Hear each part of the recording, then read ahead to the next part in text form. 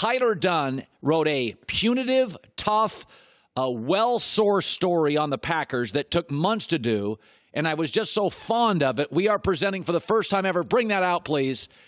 A trophy. He wins our first ever Big J Award to acknowledge excellence in hard-hitting sports journalism. Let's hear it.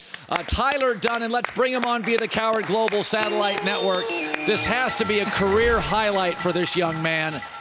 First of all, look at the size of that damn thing. You deserve a ton of credit. 'Cause, by the way, these stories are difficult because I've never done anything to this level. But did you call? Let me start with this.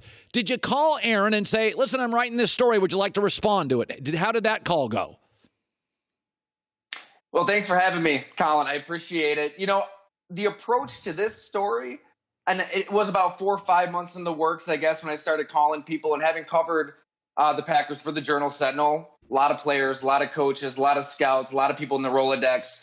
I wanted that perspective of 45, 50 people, as many people as possible, to just figure out what happened. I mean, how do you get from point A to point B? How do you get from dominating, doing whatever you want offensively, to what you saw last year and the coach being fired? So that was the goal, to get people to not have one singular agenda one way or another. We're gonna hear the Aaron Rodgers story. We're gonna hear the Mike McCarthy story. Let's get everybody, and then if there are things to check in on, things to confirm, let's hear it from both of those individuals.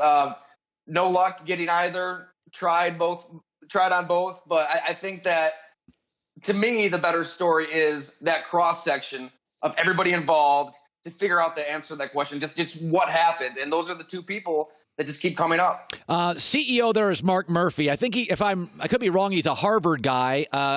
He's a highly educated guy, very smart, played for a while. I remember him as a player, actually. And he kind of runs the Packers. So he had to make a choice here. I mean, he had to make a choice. You're not going to fire Aaron Rodgers, so he fires the coach. Right. There's a moment in here, and I think this is great, where he went to Aaron when he announced the new coach, and he said, "Hey, with Matt LaFleur, don't be the problem. Don't be the problem." When do you believe Murphy, could be 5 years ago, started realizing Aaron was difficult? What's interesting, Colin, is when Mark Murphy became the president of the Packers. I mean, remember that time. Brett Favre's trying to take his job back, and it's Mark Murphy, Mike McCarthy, Ted Thompson standing by Aaron Rodgers saying, "This is our guy." And when everybody is telling Mark Murphy, "What are you doing?" I mean, Brett Favre just took you to the NFC Championship game. You're 13-3. He was unbelievable. He stood by Aaron Rodgers. I think he really wanted to be a president who wasn't involved. Extremely approachable guy, one of the nicest team presidents that you'd meet, a Western New Yorker. And I think that over time, he just wanted Ted Thompson to run the show, run the football team. And it was on Ted Thompson, really. He never saw the forest from the trees. At least that's what my reporting took me. A lot of people believe that. He was so involved with the scouting, so involved with the pro days, the draft, building, draft and develop. He never saw this big picture problem that Mike McCarthy and Aaron Rodgers really couldn't work together, and that it shouldn't have lasted a decade plus. Yeah. So he never stepped in. Now, I think health had a factor to play as well. I mean, I heard that his speech was slurred. I was moving very slowly. He was falling asleep in meetings. There were people around Ted Thompson that really feel like a Mark Murphy should have stepped in. Well, guess what? A Mark Murphy finally did step in. Yeah.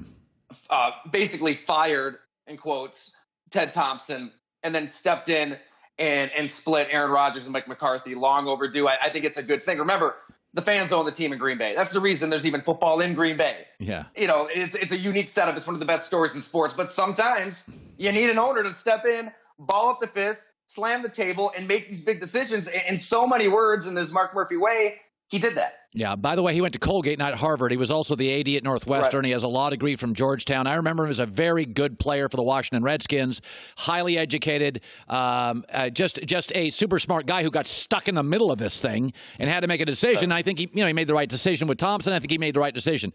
When years ago, I said about 8 years ago, I started saying this on the air, and I got a lot of pushback saying, Aaron's doesn't connect with players in the sidelines. There's a lot of eye rolling, and I don't love it.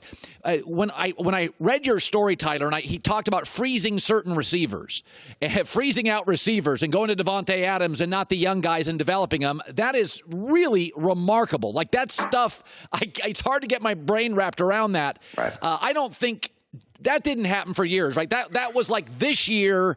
It had gotten so ugly this year, right? Like, that's not a trend of Aaron. That's just like a peeing match in the last, 6 games. Yeah, I think you're right, Colin. And remember, there was this talent drain. The system worked. The scheme worked. When you have Greg Jennings one-on-one, nobody can hang with. And when you've got Jordy Nelson on those back shoulder throws, when you've got linebackers trying to cover Jermichael Finley, when you've got Donald Driver, James Jones, Randall Cobb, you've got all these players. I mean, of course you're going to win those one-on-one matchups. So it got to that point over time where teams knew exactly what Green Bay was going to run. I mean, you've got cornerbacks calling out the routes. You wonder why the slant route died. As a personnel man told me, they just knew what was coming because the Packers didn't evolve, didn't adapt. You lose that talent. You draft 3 rookies.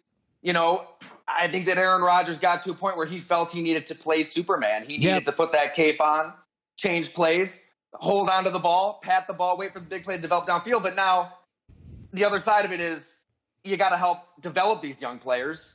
You got to work with them.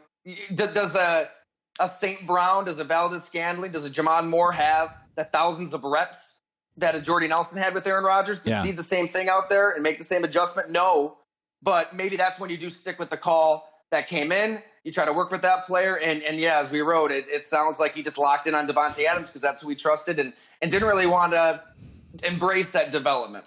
So a couple of questions I got to get to. Number one, the massage therapist stuff, which McCarthy is denying, but I had a source yesterday tell me once I left the show, I text somebody I trust, and he said, oh, yeah, the therapist was well known in the building, and this was a real thing, and, the coach was often encouraging others to use the therapist. Were you surprised McCarthy denied the, missing meetings for the massage therapist? Not surprised. I mean, what's he going to say? For one, he wants to coach in the NFL again. Absolutely. And, there definitely are players who weren't that offended that maybe Mike McCarthy wasn't in those offensive meetings. And as we wrote, there was one, I'll just call him a prominent starter on this team who you wouldn't expect saying, well, maybe Aaron Rodgers, floated that rumor to try to create a division, create a schism, create an anti-McCarthy faction. So that speaks to the dysfunction as well, to hear that from a player. But yeah, after Mike McCarthy said what he said, has every right to say what he says, of course. 10 minutes later, I heard from a player who said that's just bizarre because it was widely known. It's no secret that, he was taken aback that he even denied it. So, yeah, I heard from multiple sources that was the case. Even sources who you could term as pro-McCarthy on this subject indicated that. Finally, Tyler Dunne, Bleacher Report, NFL feature writer, did a remarkable job, won our first ever, very coveted, a Big J Journalism Award with a ridiculous trophy. And he's going on vacation, by the way. He should be driving now, but he did us a favor, so he's a good dude. I know that, and I thank you for that. We'll pick up the first tank of gas. John, put that on our budget, please. Okay. Finally, Matt LaFleur, who I've been told is smart, doesn't have a ton of gravitas to knock on him. He wasn't great in meeting rooms. He didn't galvanize the guys. Didn't have a lot of alpha, but he's super smart. Sometimes maybe knows he's too smart. The concerns now for Murphy, you've got a wounded Aaron Rodgers who's getting beat up in the press with stories like this. He's coming off an injury. According to the story, there's a little bitterness and defiance and defensiveness to Aaron. And here comes this young 35-year-old coach. I mean, give me a prediction. We have a minute left. Prediction for this year with that relationship. As Ryan Grant said, it's not necessarily going to be the wins and the losses, but how does this look? And as Greg Jennings said, does he make those subtle self-sacrifices? Does he hand the ball off to running backs 47 times in a conference championship game as Tom Brady does? Does he play within an offense because I think the floor is going to come with new stuff. There's going to be misdirection. There's going to be motion. There's going to be route combinations. Nate Hackett is OC. I mean, you talk to this guy for 5 minutes, you want to run through a wall for him. I think Luke Getsy, the quarterback's coach, he's a straight shooter from everything I've heard. The system is there for a rebound, and maybe that leads to excitement, that leads to that revitalizes Aaron Rodgers. It could, but I think there is some very expected skepticism from some players that at this point, Aaron Rodgers, with contract in hand at 35 years old, fully embraces that. And look, it's a tough division too. The Bears aren't going anywhere. The Vikings aren't going anywhere. Who knows what happens with the Lions? But if he makes those subtle changes, they can be a Super Bowl contender. He's Aaron Rodgers. You know, he's still one of the best quarterbacks ever. We're talking about all the stuff surrounding the numbers. Tyler, we got to run. So do you. Thank you so much. Congratulations on the effort and the accomplishment. Great work for you. Thank you. Hey, man, thanks a lot for having me on. Enjoyed it. All right, Tyler Dunne. Good stuff. Bleacher Report. Hi, everybody. Thanks for watching. Subscribe here to get the latest from the show. Also, be sure to check out more of the best clips from The Herd or go watch a few segments from other shows on FS1.